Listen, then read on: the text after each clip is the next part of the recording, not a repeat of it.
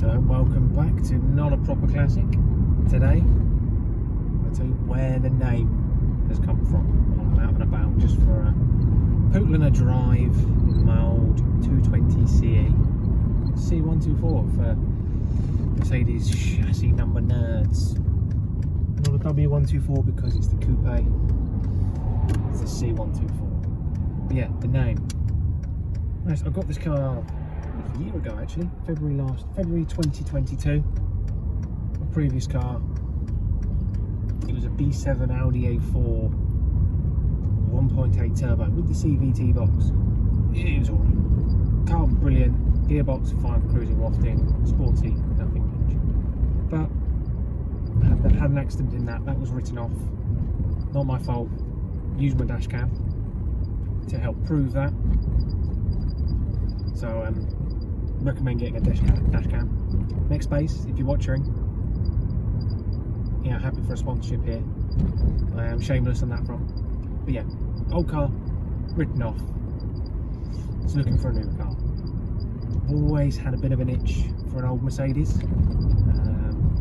Technically, I bought one on eBay. It was an old 190e 1.8 auto in white. I paid about £800–900 for it.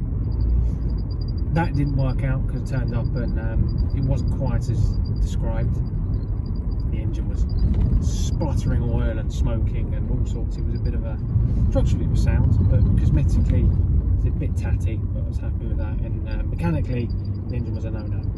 But yeah, had the Audi written off, looking for a new car, scrolling through various different auction sites, Auto Trader, Facebook Marketplace, as you do. Still had that old Mercedes itch, and then this one popped up. Had a look through, a little bit of damage that needed sorting, which if you check out the headlight video, you'll see one of the repairs I did wrongly, because I put the wrong headlight on, put a facelift headlight on rather than a pre-facelift, because this falls in that weird middle ground.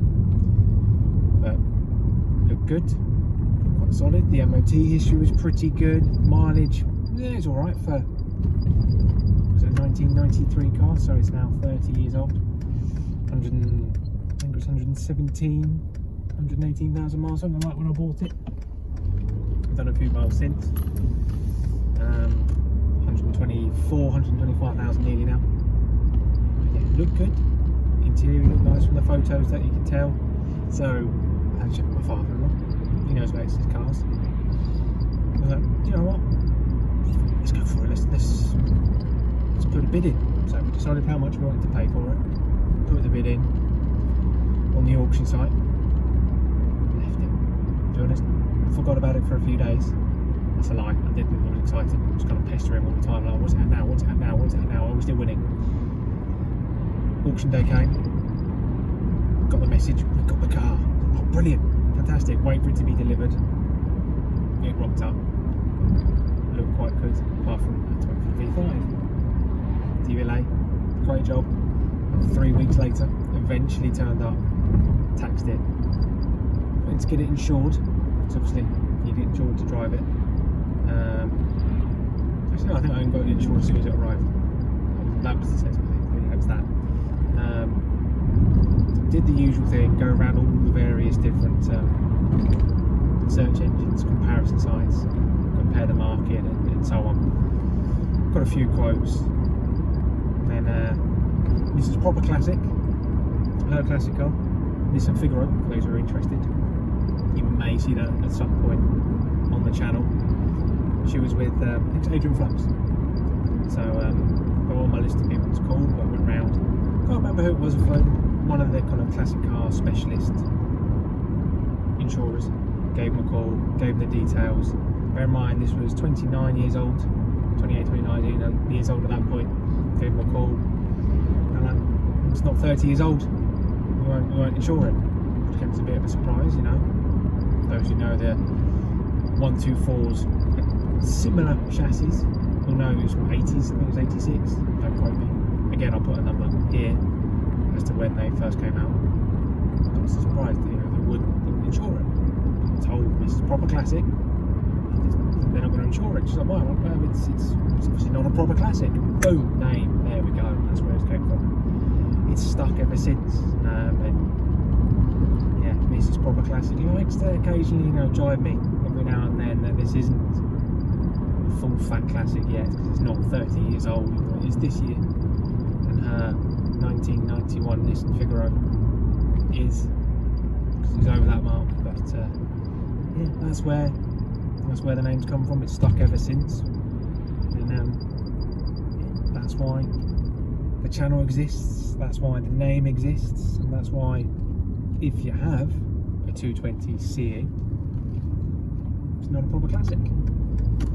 I will add, this is kind of a PS extra bonus note to the bottom on there, that this is actually one of the rarest cars probably on the road in the UK today. Not Mercedes W124s, not even C124s, but the 220 CEs, as I alluded to earlier, kind of falls in that funny period between, let's say, 93, I think there might have been some 92s, just before Mercedes did a facelift, slightly different headlights, slightly different grille. I think airbags were standard at that point, and they actually changed the names. So most 93 onwards will be like an E220, 260, 320, whatever you've got. This 220 CE uses the old naming structure. Most commonly, you see a 230 CE that uses a 2.3. This engine, the 2.2, was new and get carried over into fairly new Mercedes actually. So I think it's the M111 point whatever engine on it. Where's the 2.2? So there's very few still on the road. And so it was a limited time period where they stuck this engine in this car with this name. Most of them will be a E220 coupe.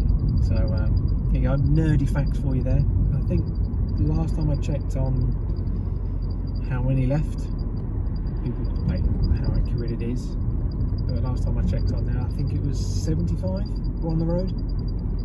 So again, it's quite a rare car, rarer than the Nissan Figaros, which I like to point out to Mrs. Proper Classic every time she uses the oh, it's not a proper classic drive.